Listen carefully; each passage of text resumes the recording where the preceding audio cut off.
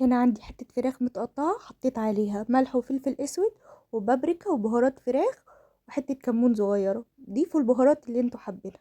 قلبتها كده وهسيبها شوية في التتبيلة. عندي بصلة متبلاها ونزلت بنص معلقة توم صغيرة واديهم كلهم تقليبة مع بعض. تطلع ريحة التوم وانزل بالفراخ بتاعتي واديه كله كده تقليبة مع بعض.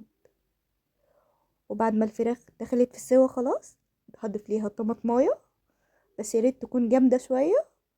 وهضيف كمان فلفل اخضر، وهضيف حاجة كمان هتعجبكم خالص. بس اهو البطاطس المحمرة حبيت اضيف لها بطاطس محمرة، وبجد كانت اضافة حلوة وكانت فطاير حلوة قوي. احنا قلنا نكسر الروتين المرة دي مع شوية جبنة، اي نوع جبنة انتوا حابين، انا مستخدمة شيدر، ونعمل فطار مختلف.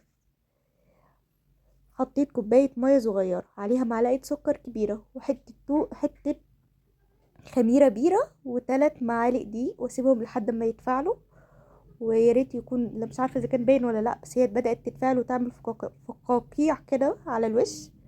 فحطيت ربع كوبايه زيت، معلقه زبادي وبياض بيضه، وهخلي الصفار احط له شويه لبن ونقطتين خل وادهن بيه الوش. هقلب كل ده مع بعض كده. هقول لكم ان الفطاير كان طعمها حلو قوي قوي، والعجينه كانت تحفه كده وبتدوب في البق، لدرجه ان انا بفكر ان انا اجربها في حاجه كمان. حطيت الدقيق بتاعي مع بيكنج باودر ورشة ملح.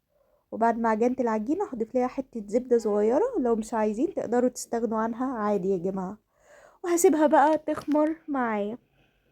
غطيتها، طبعا لازم تغطوها عشان وشها ما ينشفش.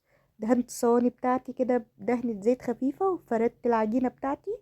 وهضيف الحشوة، لو حابين تضيفوا الحشوة زيتون هيبقى حلو برضو معاكم قوي.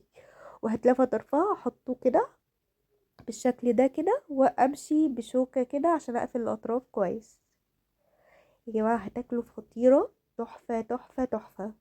هديها رشة سمسم وادخلها الفرن على درجة حرارة 200، واسيبها لحد ما تستوي وتحمر. ده شكلها بعد ما اتحمرت. قدمت معاها بطاطس محمرة وشوية صوصات كده. لو عجبكم الفيديو متنسوش بقى اللايك والشير والاشتراك في القناة وتفعيل زر الجرس عشان يوصل لكم كل جديد.